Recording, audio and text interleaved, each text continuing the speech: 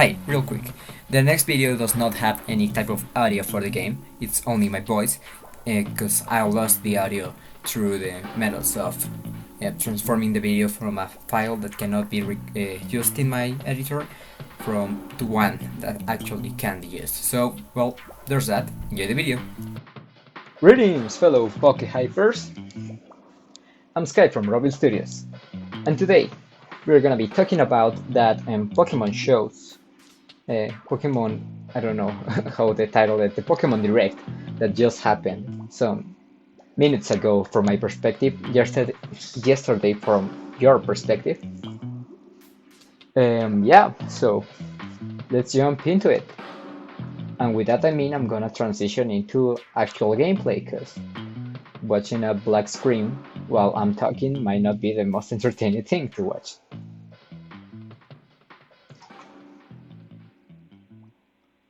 Yo, what if my computer cannot handle this? Imagine.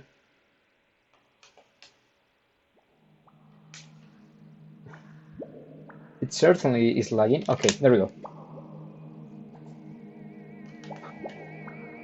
Ooh, that's some big lag. Okay. Hopefully it will be better. Hopefully it will improve. Huh. Okay. So we are going into this level, which I think you only have to battle the Mafia, and when you beat them, it's over. Okay, whatever. We are talking about Pokemon, the Pokemon Direct. And just like the Direct, I'm gonna open with the first game they announced, Pokemon Smile. The greatest game of all time. The greatest Pokemon game, sorry, of all time. Just after Sleep, which is not announced yet, it's not released yet, so it is not in the title of best Pokemon game yet, but it will be, believe me. Pokemon Sleep, oh, I'm gonna be playing that all day. Oh, best game of the year, but obviously, like, it's secure at this point. Like, what other type of game could take the spot of Pokemon Sleep, you know? Pokemon Sleep is just overpowered. It's best Pokemon game ever. It's not even out and I already know it's the best Pokemon game ever. Okay.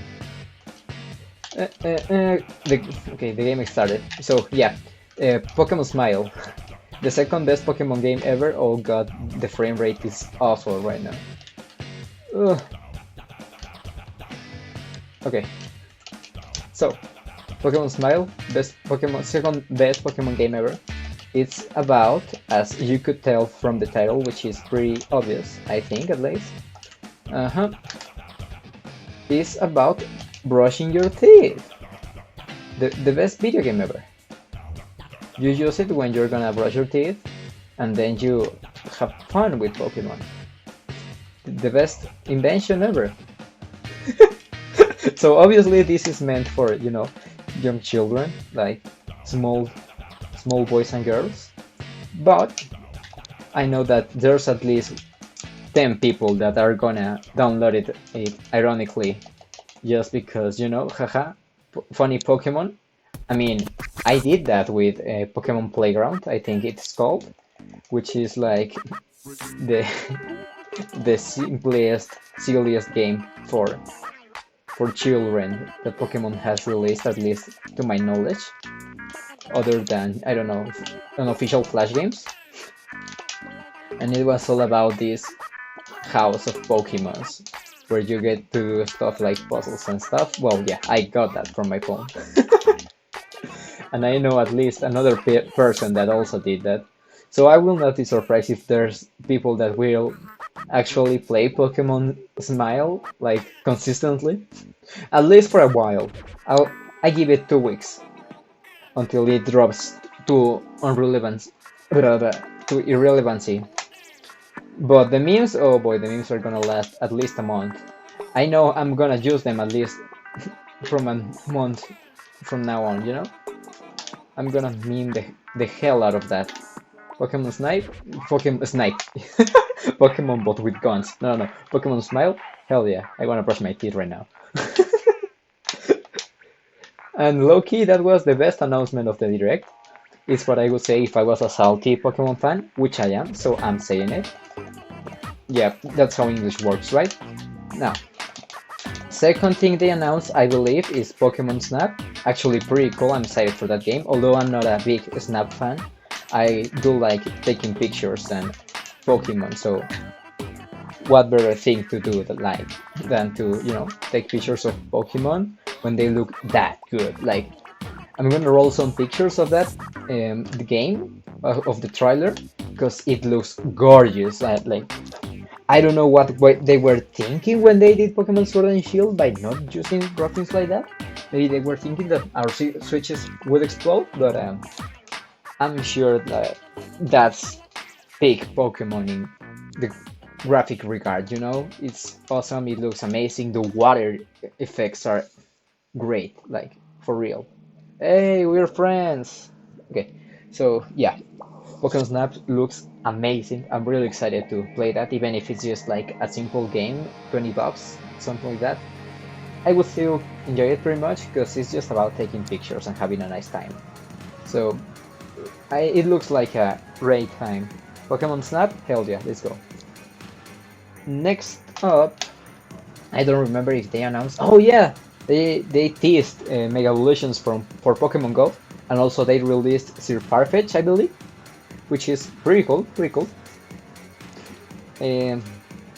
I'm not that big into Go right now because, of course, I cannot go anywhere, and also I have not enough, space in my bag for more Pokemon. And since I'm doing a living dex, sorry, I cannot capture any more Pokemon until I get the money, and I am spending real money in that game. So yeah, I'm waiting for me to be able to go to more gyms to blatantly take all the money. So there's that, Pokemon Go. And the last thing I believe they announced was something about the new DLC that was released right now, which is something I also want to talk about. I already played the first part of it. I don't think I'm even at half what the DLC offers, but I've played a little while. I've finished the 3 trials that they make you go through to unlock the new legendary Pokemon, which for me has nothing of legendary. Like, come on. How could it be a legendary if they are just giving it away just like that? And then it also has an evolution, a Stigma, that was broken by Cosmog in the, I believe it's Cosmog, the first version of, Lunala and Solgaleo, whatever. So that Pokemon broke the stigma that legendaries cannot have evolutions, but I still don't like the idea of this mythical being, this godlike creature is in its baby form and you have to wait for it to grow older. That's just ridiculous for me. But hey, whatever. I want to tell Game Freak what they can and what they can't do with their franchise. But yeah, so this Pokemon has an evolution, right? And it's like this little bear that doesn't look any menacing, and it's actually like the Pokemon presents to you as a shy Pokemon and a little one that you have to protect, and that's not the ideal way to portray a legendary Pokemon. But then again, Celebi and Mew are these cute little baby legendaries, psychic babies, and well, they are part of the original legendary characters, mythical actually. But yeah, still, that's not the kind of idea I like to get from a legendary. That's not how I envision a Pokemon when I think of a legendary Pokemon, What do I have to do? I forgot. Let's just sit here. Yep.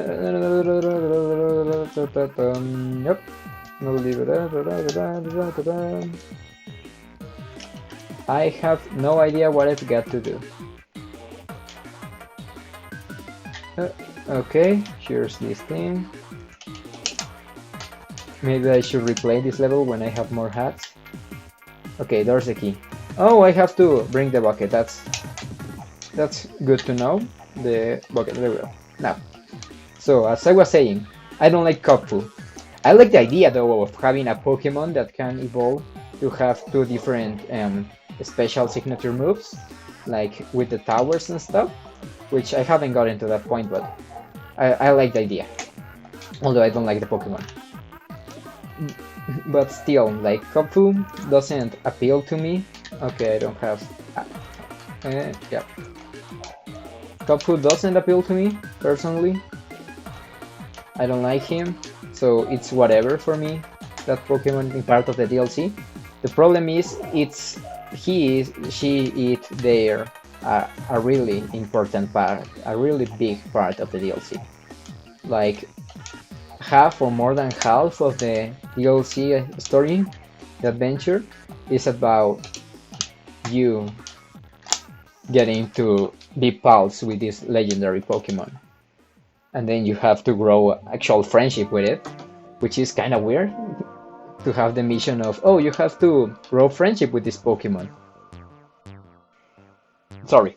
But then again, it's Pokemon, so the whole thing is about bonding with your Pokemon, so I see it as possible, although not the main thing to focus about when writing a story.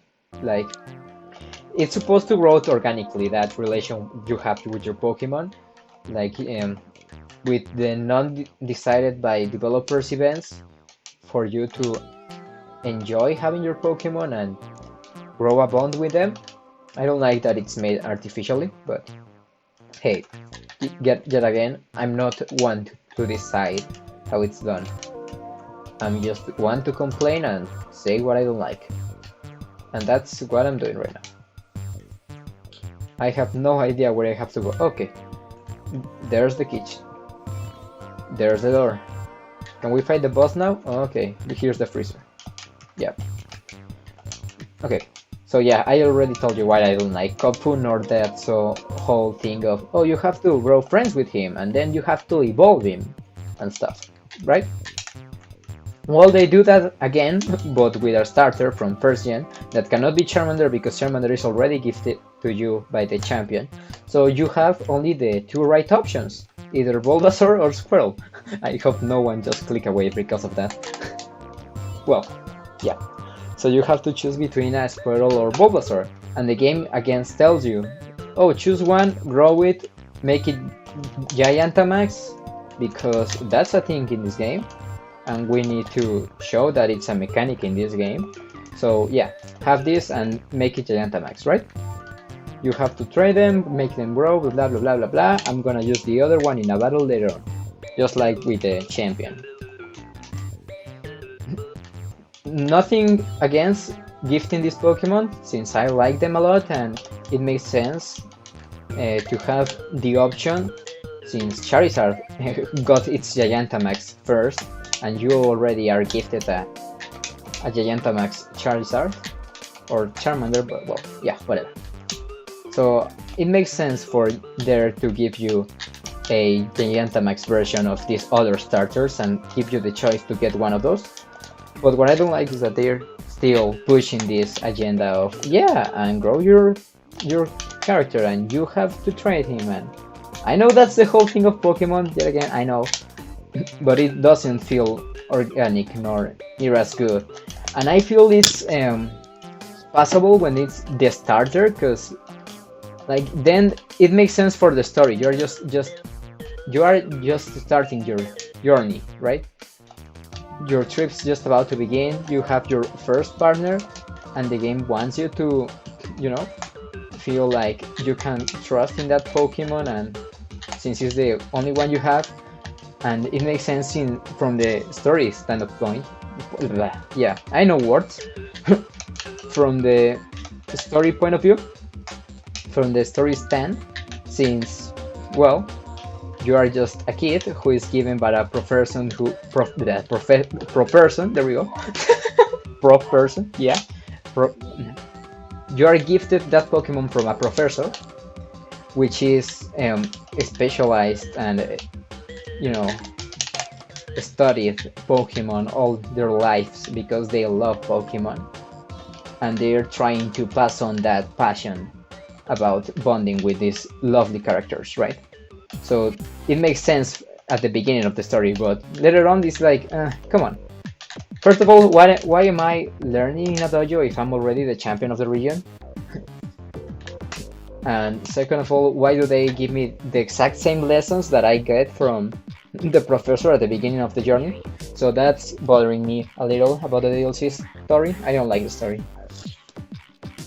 Second, the new character that they were announcing with such pride and oh, this is amazing! You get to see the psychic one and the venomous one, and they are like great, and you're gonna be able to wear their clothes, and they're so cool. And if you get shield version, you get this guy who is all psychedelic, and if you get sword version, you get this waifu, which is a waifu, just like those others that are in this exact game. Which is something I have to give to Game Freak. They actually come up with really good waifus, but I am playing for the waifus. I am playing for the Pokemon.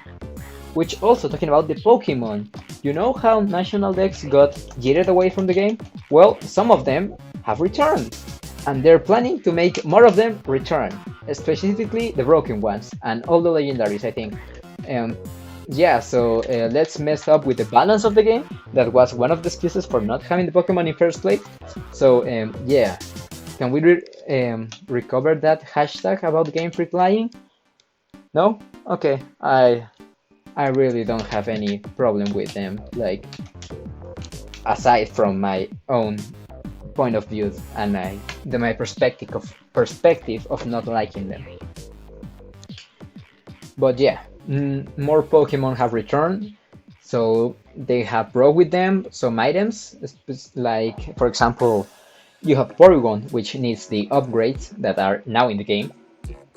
Um, you have Alakazam, which needs its spoon, so that's also here. And they've added another type of object, like the Gigantamax Mushroom. So if you have a Pokemon that can Gigantamax, but only the species and not your specimen, you can give it to your specific Pokemon, and then it can go into the Gigantamax form, which I think is pretty cool. It's pretty okay. I like that. I actually do. It's especially good for shiny hunting, because then you can just hunt for the species you want, and you don't have to be hunting in the raids. That's what people have been doing for a while. So you don't have to do that anymore. You can just hunt normally, maybe even do Masuda method, and you can have your Gigantamax shiny with no problem at all. Which is pretty cool, I would say. Oh yeah, this is the level. Oh, there's Jaron up there. I'm not doing this level yet, but you know, if I can get the Jaron, I can get the Jaron. Okay. Well, yeah, I think that's about it. Is it? They teased something about another project that might be Pokemon Let's Go 2, might be Gen 4 Remake, might be Pokemon Sleep. Oh yeah, Pokemon Sleep, best game of Game Freak. Oh, Pokemon Company, sorry. I don't know which study is gonna do it. Because, you know, Pokemon Snap is being done by Bandai Namco and not Game Freak. That's why we actually get good graphics. That's a thing. So I don't know actually who would be making the Pokemon Sleep. And I just remembered something else they announced. Not that important, at least not for me, maybe for someone. They announced another mobile puzzle game. I think it's mobile, although I've seen it in the eShop of Nintendo Switch, so maybe it's not for mobile, but Nintendo Switch exclusive, I don't know. Couldn't care less. And it's about a cafe. You have to serve Pokemon food, then they can join your team, and you have to do puzzles, which I don't understand, because they look like Shuffle, but they are not like the ones of Shuffle, and also Shuffle is like dead, I think.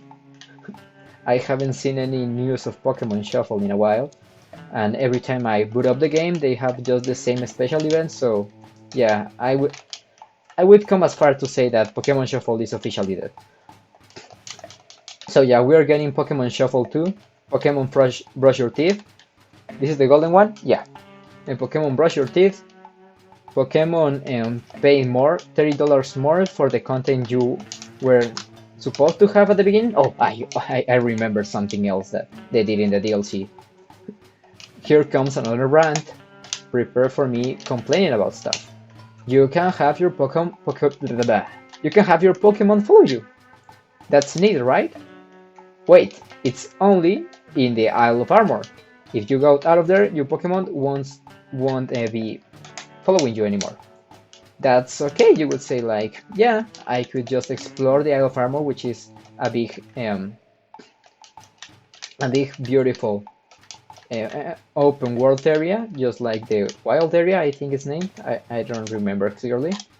And yeah, that's actually pretty neat. I specifically have my Wooloo roll behind me while I explore that place, which I really like. And the fact that it's open world the entirety of the DLC, I like that too. But what happens that the animations are really clunky and it's really buggy, the Pokemon that's following you. And that's not surprising. Gen 4 it was also buggy, but come on, the 3D models just look ridiculous.